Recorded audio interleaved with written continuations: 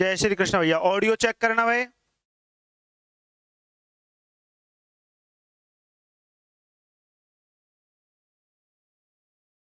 बेटा audio check करो।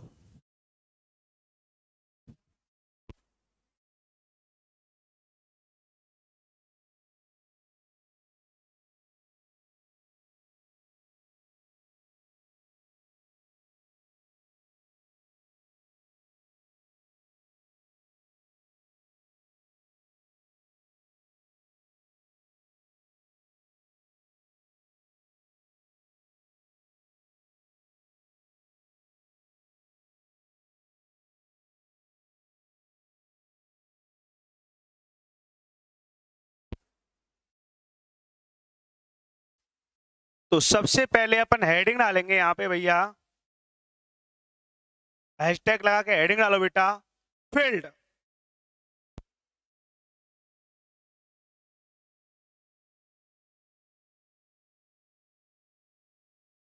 Heading डालो बेटा, फील्ड, क्षेत्र। क्षेत्र के बारे में पढ़ते हैं। तो मैंने आपको लास्ट लेक्चर में समझाया था क्षेत्र क्या होता है कि आपके पास कोई फ्रेम ऑफ रेफरेंस है, कोई निर्देश तंत्र है। तो इस निर्देश तंत्र में ध्यान सुनेंगे भैया, कोई आपके पास फ्रेम ऑफ रेफरेंस है और इस फ्रेम ऑफ रेफरेंस में डिफाइन एक ऐसा स्पेस है, परिभाषित एक ऐसी समष्टि है, एक ऐसा स्थान है जहां पर फिजिकल क्वांटिटी कोऑर्डिनेट पर डिपेंडेंसी शो करती है, जहां पर भौतिक राशि निर्देशांकों पर निर्भरता व्यक्त करती है। जैसे अपन ने कोई एग्जाम्पल के रूप में, जैसे अपन बात कर लेते हैं जो प्रेशर है या पोटेंशियल की बात कर लेते हैं, विभव की बात कर लेते हैं। जो विभव है वो बेटा एक्स वाई कोऑर्डिनेट पे डिपेंड करता है। ये लिख दिया, पोजीशन पे डिपेंडेंसी शो कर रहा है एक्स वाई कोऑर्डिनेट। तो अपन ने यहाँ पे एक्स वाई को जैसे 2 3 से नोट कर दिया, तो यहाँ पर 1 2 3, वाई पर चले तो 1 2 3। चेक करना अपने पास आ गया क्या है, ये रीजन। इसे अपन क्या बोलेंगे, फील्ड। ये है फील्ड भैया, ये कहलाता है क्षेत्र। तो बी क्या है, फिजिकल क्वांटिटी। किस पे डिपेंड कर रही है, कोऑर्डिनेट पे। तो फ्रेम ऑफ रेफरेंस में जो ये स्पेस डिफाइन हुआ है, इस स्पेस को अपन क्या बोलते हैं, क्षेत्र। तो आपने हेडिंग डाल रखी है फील्ड, लिखो उसमें। देखो बेटा, निर्देश तंत्र में फ्रेम ऑफ रेफरेंस में डिफाइन वह स्पेस, निर्देश तंत्र में वह समष्टि, निर्देश तंत्र में वह समष्टि या स्थान, निर्देश तंत्र में फ्रेम ऑफ रेफरेंस में डिफाइन वह स्पेस, निर्देश तंत्र में वह समष्टि या स्थान जहां पर भौतिक राशि physical quantity depend on coordinates, जहां पर भौतिक राशि निर्देशांकों पर निर्भर करे। निर्देश तंत्र में वह समष्टि या स्थान जहां पर भौतिक राशि निर्देशांकों पर निर्भर करे। फॉर्मूला लिख दो, is said to be field, क्षेत्र कहलाता है। Is said to be field, क्षेत्र कहलाता है।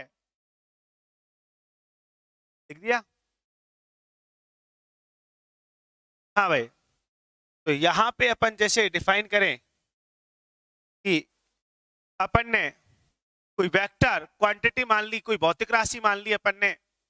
जैसे भौतिक राशि अपन ने ए मान ली, तो ये भौतिक राशि जो ए है कैसे डिपेंडेंसी शो करेगी कोऑर्डिनेट पर, ए ऑफ एक्स वाई जेड। ये मैंने 3D में बात कर ली। नीचे लिखो लाइन चेंज करके, माना माना कोई फिजिकल क्वांटिटी कैपिटल ए है, माना कोई भौतिक राशि कैपिटल ए है, जो कि निर्देशांक ब्रैकेट में लिखना एक्स वाई जेड पर डिपेंड करती है। कोई भौतिक राशि कैपिटल ए है जो कि निर्देशांक एक्स वाई जेड पर निर्भर करती है। निर्देशांक एक्स वाई जेड पर निर्भर करती है। लिखो अतः सो ये लिख दो a बराबर a of x y z, function form में लिख दिया ना अपन ने, a equal to a of x y z, मतलब a है ये किसका फंक्शन है, किस पे डिपेंडेंस शो कर रही है, एक्स वाई जेड पे। और ये डायग्राम बना दो, ये डायग्राम बना दो बेटा, ये आपका कोई फ्रेम ऑफ रेफरेंस है। ये अपन ने बात 2D में की है, बना दो डायग्राम।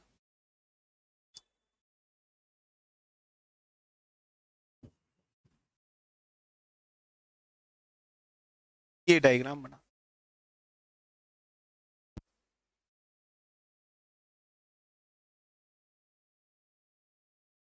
बना दिया। लिखो नीचे एरो लगा के लिखेंगे, हम जानते हैं कि भौतिक राशि, हम जानते हैं कि भौतिक राशि सदिश और अदिश दो प्रकार की होती हैं। हम जानते हैं कि we know that physical quantity vector and scalar two types की होती हैं। हम जानते हैं कि भौतिक राशि सदिश और अदिश दो प्रकार की होती हैं, वेक्टर एंड स्केलर। सदिश और अदिश दो प्रकार की होती है। इसी के आधार पर क्षेत्रों का वर्गीकरण भी दो भागों में किया गया। इसी के बेस पर फील्ड का क्लासिफिकेशन भी 2 पार्ट में किया गया। इसी के आधार पर क्षेत्रों का वर्गीकरण भी 2 भागों में किया गया। हाँ भैया, तो फर्स्ट और सेकंड पॉइंट करके लिखेंगे, फर्स्ट और सेकंड पॉइंट करके, स्केलर फील्ड और वेक्टर फील्ड।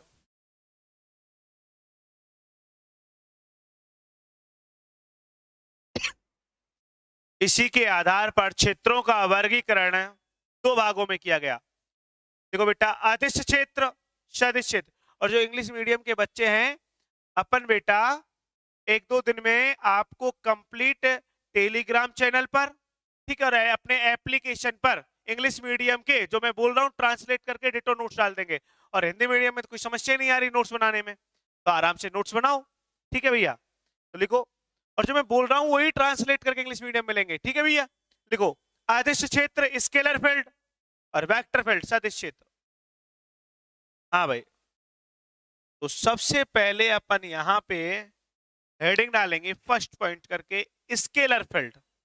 देखो बेटा, अदिश क्षेत्र, सबसे पहले हेडिंग डालो स्केलर फील्ड, अदिश क्षेत्र।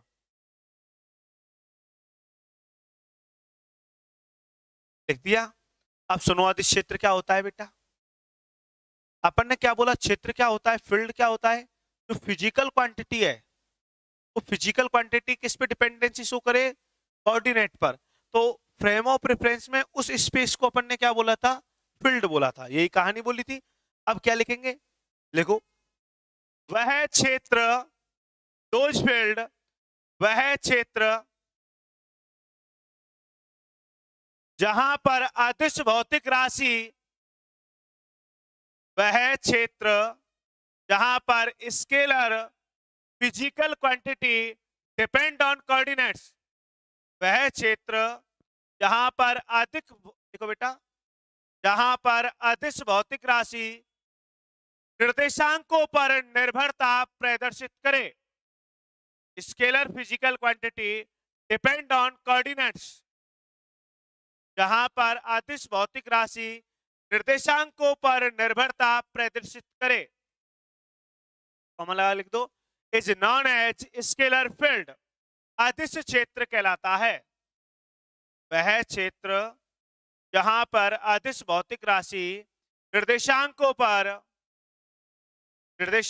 पर निर्भरता प्रदर्शित करे, अदिश क्षेत्र कहलाता है। ऋषिम लिखो। हम जानते हैं कि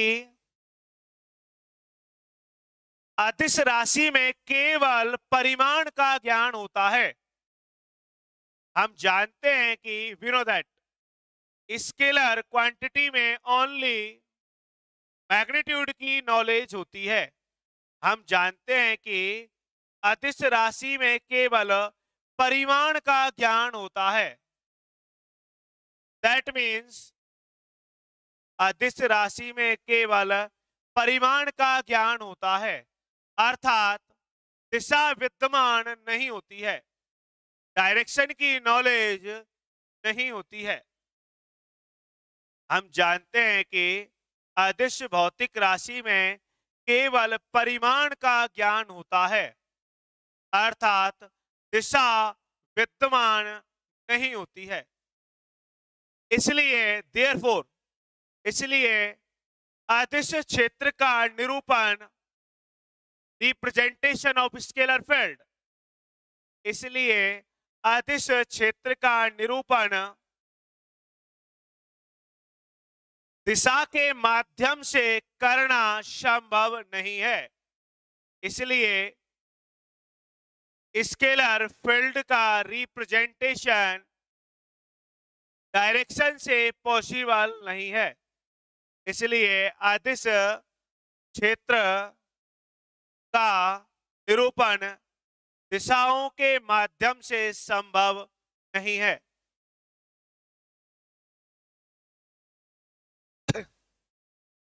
अर्थात दैट मीन्स अदिश क्षेत्र को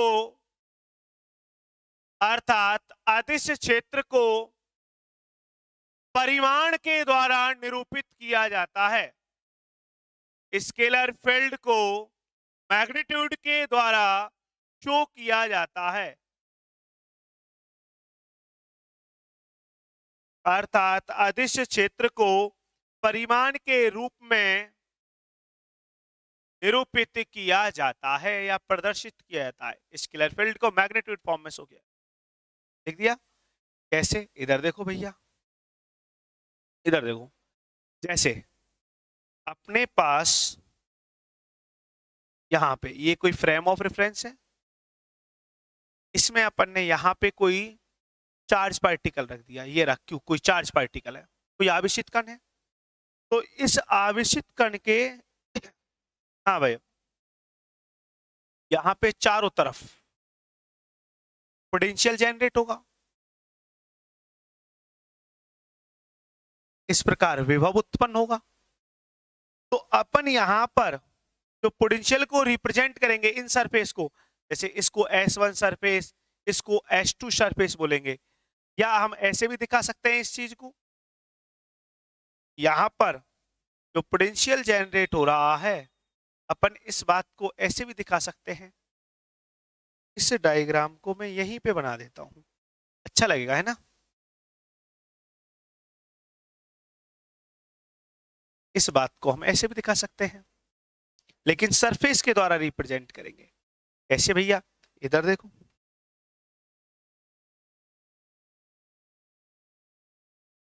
ये रहा एक सरफेस, ठीक है।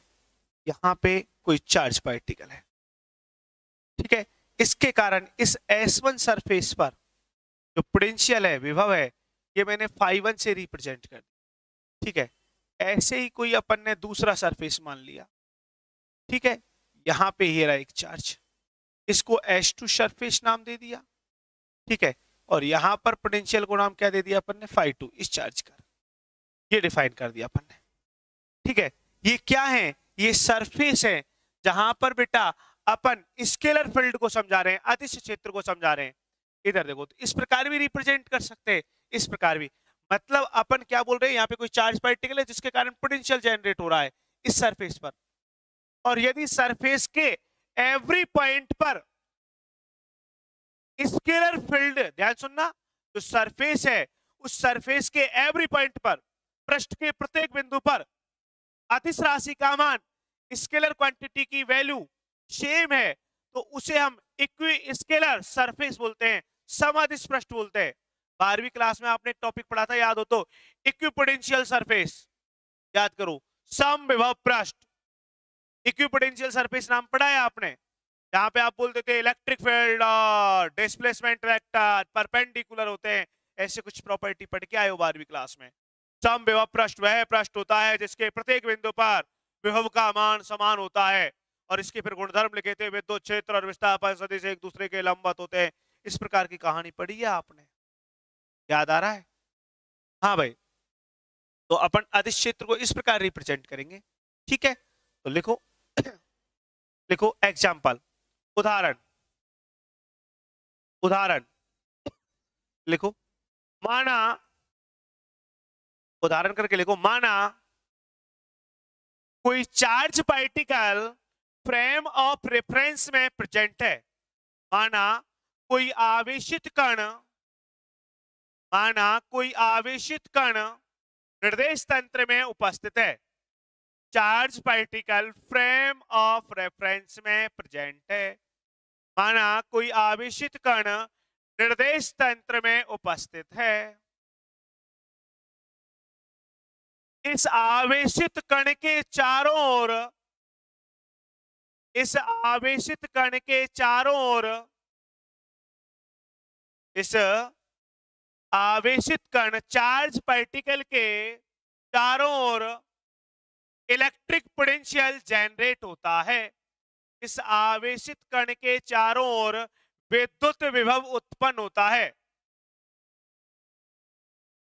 जिसे हम पृष्ठों के द्वारा निरूपित करते हैं, सरफेस के द्वारा रिप्रेजेंट करते हैं। इस चार्ज पार्टिकल के चारों ओर इलेक्ट्रिक पोटेंशियल का प्रोडक्शन होता है, जिसे हम सरफेस से शो करते हैं। इस आवेशित कण के चारों ओर विद्युत विभव उत्पन्न होता है, जिसे हम पृष्ठों से निरूपित करते हैं। माना सपोज, माना S1 पृष्ठ पर विद्युत विभव का मान φ1 है।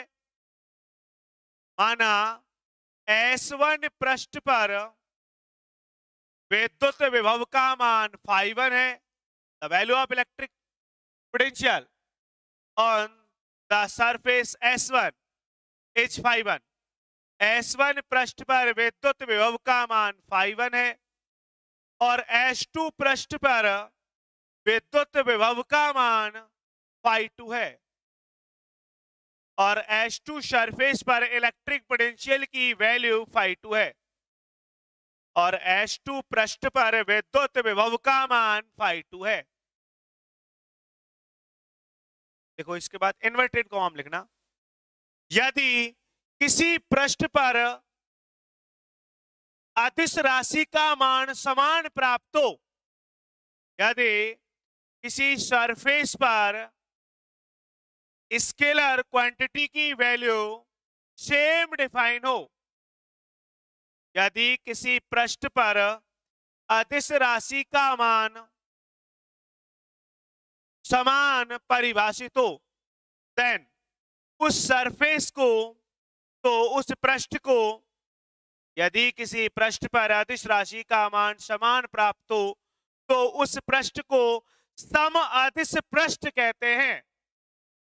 उस सरफेस को इक्वी स्केलर सरफेस कहते हैं, इक्वी स्केलर सरफेस कहते हैं।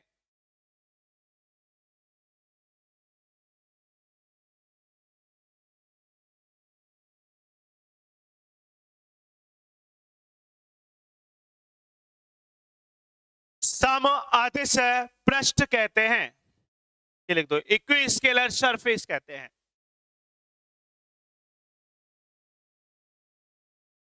हाँ भाई, ये दोनों डायग्राम बना लो, तो ऐसे भी रिप्रेजेंट कर सकते हो आप, ऐसे भी रिप्रेजेंट, ठीक है?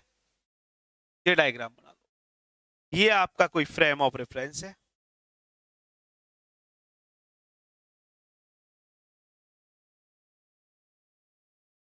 हाँ बताओ, किसी प्रकार कोई डाउट है तो करो कमेंट आराम से।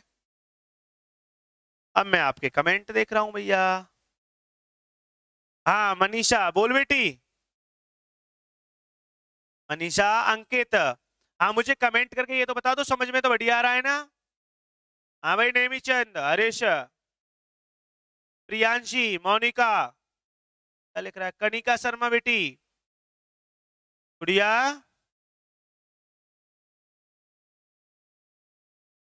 हाँ भाई अजय,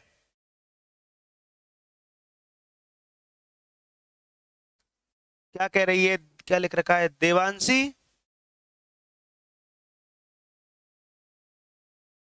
हाँ भाई,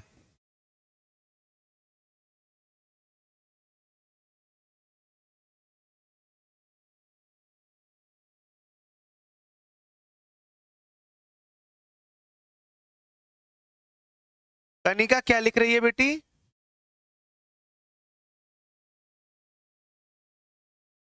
कनिका तेरा कमेंट समझ में नहीं आया।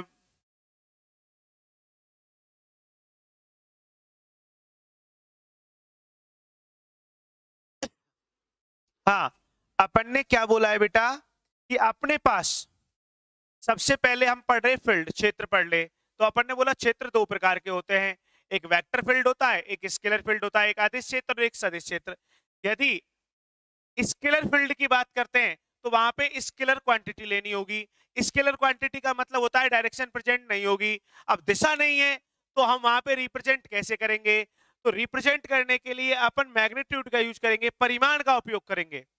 जैसे अपन ने फ्रेम ऑफ रेफरेंस में कोई चार्ज पार्टिकल मान लिया बेटा, कोई भी आवेशित कण मान लिया। अब आवेशित करने तो उसके चारों ओर पोटेंशियल जनरेट होगा, ठीक है? तो अपन ने ये चार्ज पार्टिकल मान रखा है, इसके चारों ओर जो पोटेंशियल जनरेट हो रहा है उस पोटेंशियल को अपन डिनोट कर दिया किससे, φ1 से। तो यहाँ पे एक सरफेस बना दिया। क्या बना दिया? एक सरफेस, एक अपन ने पृष्ठ बना दिया। समझ में आ गया? जैसे अपने पास पानी है, वाटर है, जहां फैल गया तो वहां पे अपन ने उसे एक सरफेस के द्वारा डिनोट कर दिया, ये बना दिया एक पृष्ठ। ये समझाया है आपको, ठीक है? हाँ भाई गुड़िया बेटा, हाँ थैंक यू मनीषा बिटिया। बना लिया डायग्राम? तो इसके बाद नीचे लिखो, एक छोटा सा स्टार लगाएंगे यहीं पे, एक छोटा सा स्टार, और यहां पे अपन हेडिंग डालेंगे समविभव पृष्ठ।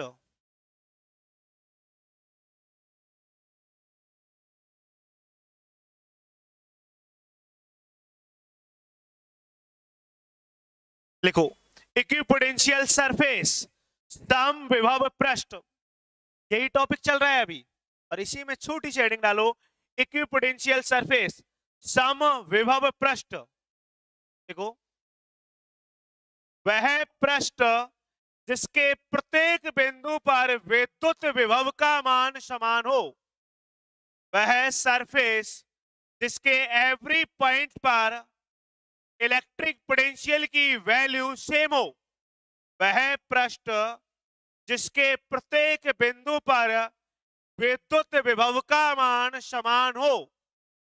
फॉर्मूला लिख दो, is said to be equipotential surface, समविभव पृष्ठ कहलाता है वह पृष्ठ जिसके प्रत्येक बिंदु पर विद्युत विभव का मान समान हो, समविभव पृष्ठ कहलाता है,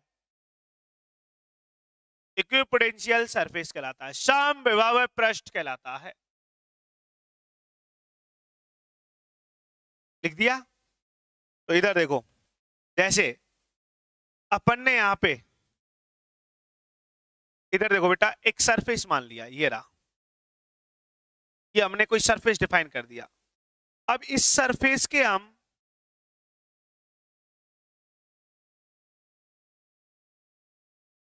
ये बेटा अपन ने एक सरफेस डिफाइन किया है,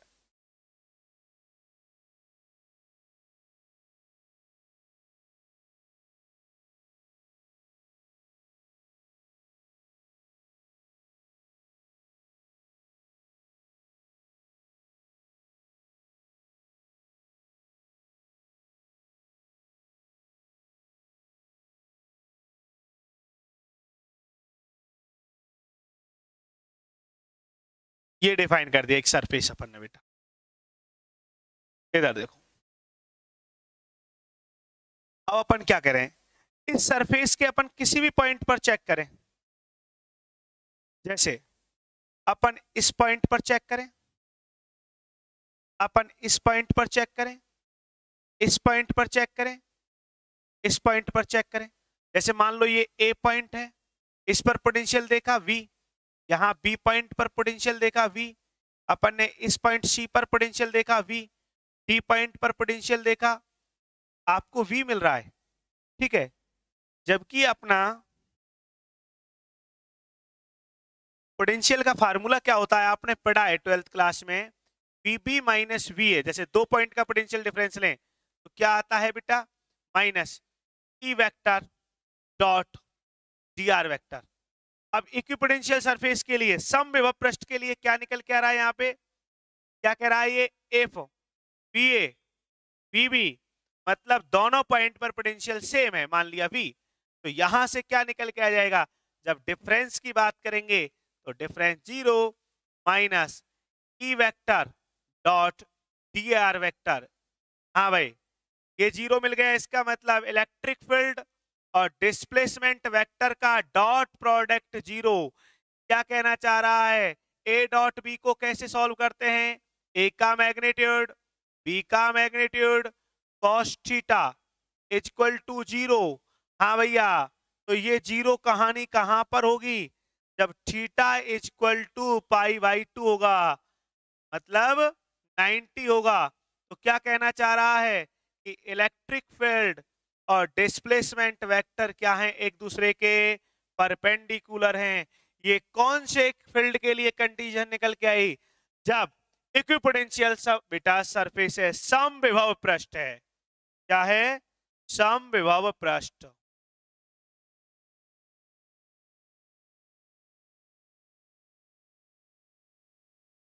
सम विभव पृष्ठ का मतलब है विभव के ये जो पृष्ठ है, इस पृष्ठ के प्रत्येक बिंदु पर विभव का मान समान हो। यहां पर जो पोटेंशियल का प्रोडक्शन हो रहा है, विभव का जो उत्पादन हो रहा है, वो एवरी पॉइंट पर सेम हो, चाहे ए पॉइंट है चाहे बी पॉइंट है, चाहे ये सम विभव पृष्ठ बोलेंगे अपन, इक्विपोटेंशियल सरफेस बोलेंगे। तो इसके लिए क्या कंडीशन निकल के आ गई कि इलेक्ट्रिक फील्ड और डिस्प्लेसमेंट वेक्टर क्या रहेंगे, परपेंडिकुलर। कर लो नोट, सम विभव पृष्ठ के लिए, क्योंकि एग्जाम में कई बार आ जाता है, अदिश क्षेत्र को समझाइए, एक्सप्लेन स्केलर फील्ड, या शॉर्ट नोट्स लिखवा लेता है, संक्षिप्त टिप्पणी लिखवा लेता है भैया। हाँ कणिका अब तो समझ में आ रहा है ना बिटिया।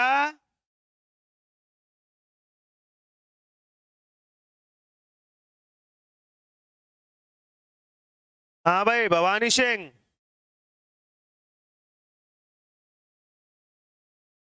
प्रीति बेटा,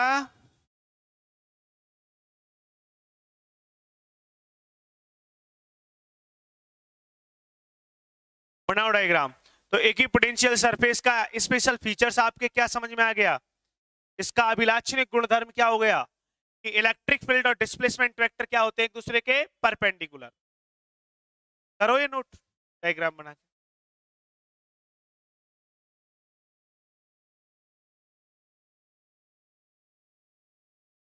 यहां पे अपन सरफेस की बात इसलिए कर रहे हैं क्योंकि बेटा अपने पास डायरेक्शन नहीं है। अब जैसे वेक्टर फील्ड की बात करेंगे, जैसे इलेक्ट्रिक फील्ड है तो डायरेक्शन होगी आपके पास, तो विद्युत बल रेखाओं से अपन इलेक्ट्रिक फ्लक्स लाइन से शो कर देंगे फील्ड को। मैग्नेट फील्ड है, डायरेक्शन होगी north to south, magnet flux lines होंगी, चुंबकीय बल रेखाएं होंगी। यदि वेक्टर क्वांटिटी है तो अपने पास डायरेक्शन एग्जिस्ट करेगी। इलेक्ट्रिक फील्ड है तो positive charge to negative charge, वहां डायरेक्शन रिप्रेजेंट कर लेंगे। लेकिन जब स्केलर है तो वहां पे अपन को मैग्नीट्यूड यूज में लेना होगा, परिमाण का उपयोग करेंगे, उसे फिर अपन सरफेस के द्वारा रिप्रेजेंट करेंगे, पृष्ठों के द्वारा निरूपित करेंगे। ये बोला है अपन ने भैया। इलेक्ट्रिक पोटेंशियल डिफरेंस का यही तो फार्मूला होता है, विभवांतर। जिस प्रकार की डेफिनेशन पढ़ते थे, एकांक धनात्मक परिच्छन आवेश को एक बिंदु से दूसरे बिंदु तक विद्युत क्षेत्र के विरुद्ध लाने में किया गया कार्य वर्कडन, याद आ रहा है क्या, पोटेंशियल डिफरेंस जब लिखते थे। कर लो ये नोट।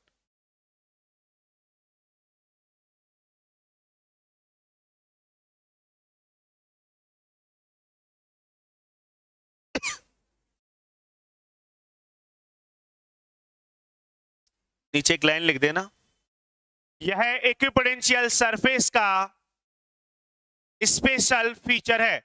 यह समविभव पृष्ठ का अभिलाक्षणिक गुणधर्म है। यह समविभव पृष्ठ का अभिलाक्षणिक गुणधर्म है। लिख दिया, अभिलाक्षणिक गुणधर्म, स्पेशल फीचर्स है। अब अपन बेटा वेक्टर फील्ड के बारे में बात करेंगे। तो वेक्टर फील्ड को तो अपन यहां पे दिशाओं से निरूपित कर देंगे। सेकंड पॉइंट हेडिंग डालेंगे वेक्टर फील्ड। तो वेक्टर फील्ड को तो अपन डायरेक्शन से रिप्रेजेंट कर देंगे, दिशाओं से निर्धारण कर देंगे।